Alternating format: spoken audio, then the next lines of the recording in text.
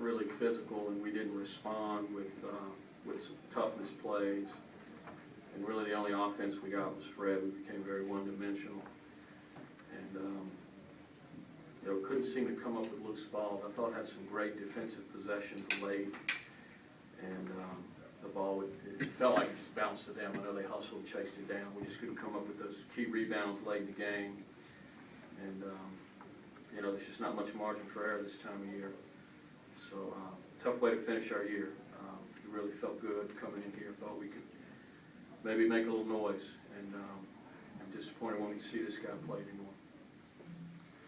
Any questions? Right here. Hey, Coach, Ted Reynolds with Daily Comment in Thibodeau.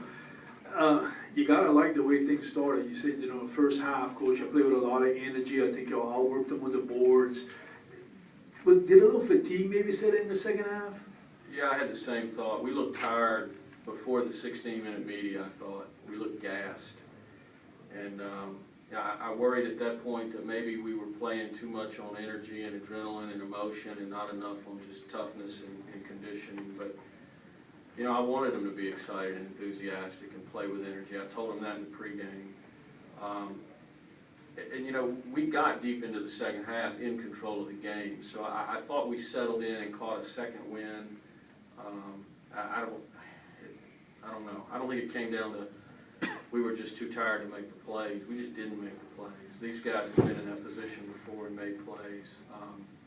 But funny bounces. I think about a play where Cannon goes in the lane. He's a little out of control. He flips the ball. It hits Jeremy Smith. It goes straight up in the air.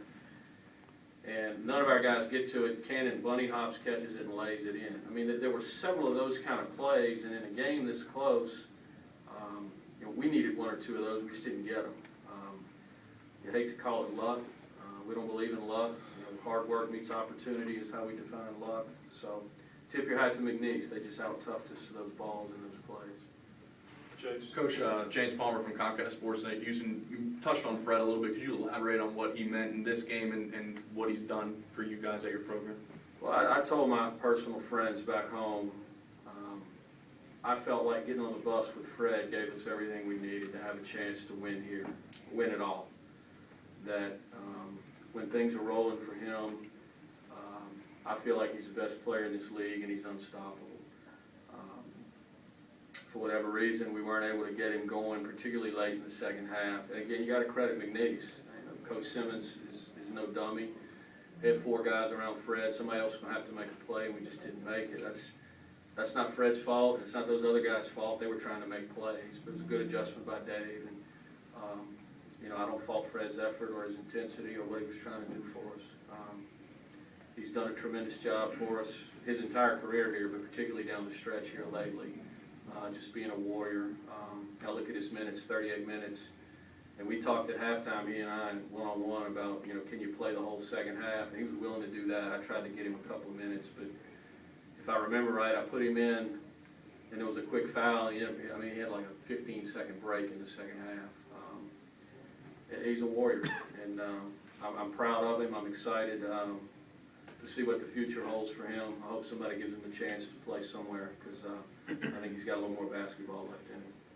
How much do you think the technical foul altered the pace of the game in the second half?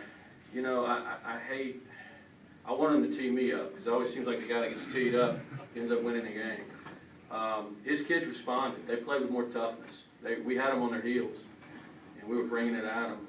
And after he got teed up, they responded. I tried to tell our guys in the huddle, look, they're coming now. It's on. And I just don't know that we matched their toughness down the stretch. We tried. I just don't know that we did. But I couldn't get Ryan to tee me up. I tried and tried. Chris Parker with the Southland Conference. This is for Fred. 21-14 in your final game with Nicholls. What can you say, not just about this year, but your career with the team? I think I had a good year, good career at Nicholls, but tonight's game, it was, I don't think I had a good game, regardless of what the stat sheet says. I think I just played bad, didn't show up.